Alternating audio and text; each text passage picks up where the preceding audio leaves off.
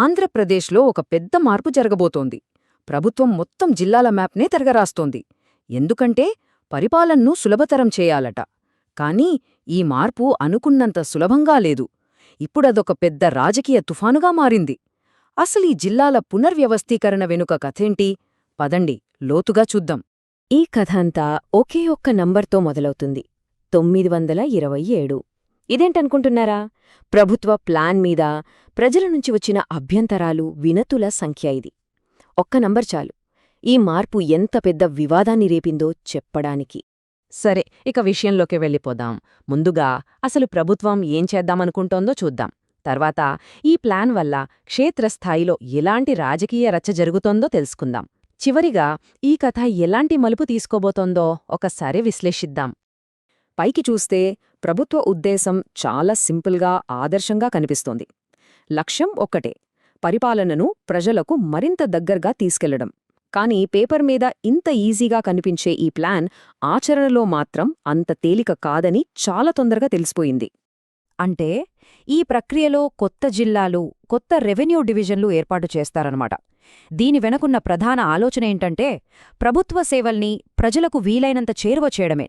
మరి ఇన్ని వెనతులు, ఆ 927 అభ్యంతరాలు పరిశీలించాక ప్రభుత్వం ఏం తేల్చింది? వేటిని మార్చింది, వేటిని అసలు మార్చలేదు? చూద్దాం. ఈ స్లైడు చాలా ఆసక్తికరంగా ఉంది. చూడండి, ఇక్కడ కథ మొత్తం రెండుగా విడిపోయింది. ఒకవైపు కొన్ని విషయాల్లో ప్రభుత్వం అస్సలు వెనక్కి తగ్గట్లేదు, అవి జరిగిపోతాయంతే. కానీ మరోవైపు ఉన్నవే అసలైన పొలిటికల్ హాట్స్పాట్స్ అన్నమాట. అసలు రచ్చంతా ఇక్కడే జరుగుతోంది. ఇక్కడే ప్రభుత్వం ప్రజా వ్యతిరేకతను గట్టిగా ఎదుర్కొంటోంది. ప్రజల ఒత్తిడి పనిచేస్తుందనడానికి గూడూరు ఒక మంచి ఉదాహరణ. ప్రభుత్వం కొన్ని సర్దుబాట్లయితే చేసింది. ఆదోని డివిజన్ను విభజించడం, అనకాపల్లికి కొత్త హెడ్ క్వార్టర్స్ నిర్ణయించడం లాంటివి. కానీ కొన్ని కీలకమైన వివాదాలలో మాత్రం అస్సలు వెనక్కి తగ్గలేదు. గూడూరులో ప్రజలు గెలిచినా అన్నిచోట్లా అదే సీన్ రిపీట్ అవ్వలేదు. పేపర్ మీద గీసిన ప్లాన్లు గ్రౌండ్ రియాలిటీని ఢీకొట్టినప్పుడు చాలా అరుదుగా నిలబడతాయి. ఇప్పుడు ఈ మొత్తం ప్రక్రియ క్షేత్రస్థాయిలో ఎలాంటి రాజకీయ మంటలు రేపుతోందో చూద్దాం. అందుకే ఇక్కడ అసలు ట్విస్ట్ ఏంటంటే, ప్రభుత్వానికి అసలు సిసరైన సవాలు ప్రతిపక్షం నుంచి కాదు, స్వంత పార్టీ ఎమ్మెల్యేలు, మిత్రపక్షాల నుంచే వస్తోంది. దీంతో ఈ వ్యవహారం మరింత క్లిష్టంగా మారింది. గూడూరు కథ ఒక పాఠం లాంటిది. ప్రజా ఉద్యమం ప్రభుత్వ నిర్ణయాల్ని ఎలా మార్చగలదో ఇది కళ్లకు కట్టినట్టు చూపిస్తుంది. ముందు ప్రతిపాదన, తర్వాత తీవ్ర నిరసన, చివరికి ప్రభుత్వం వెనక్కి తగ్గడం. ఇది ఇప్పుడు మిగతా ప్రాంతాలకు ఒక మోడల్గా మారింది. అయితే అన్నింటికన్నా తీవ్రమైన పోరాటం జరుగుతోంది మాత్రం రాజంపేటలో.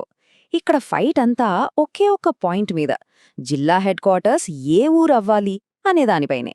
ఇక్కడే అసలు సమస్య మొదలయింది. ఒకవైపు ప్రభుత్వం అధికారికంగా తీసుకున్న నిర్ణయం, మరోవైపు అస్సలు వెనక్కి తంగని ప్రజా ఉద్యమం.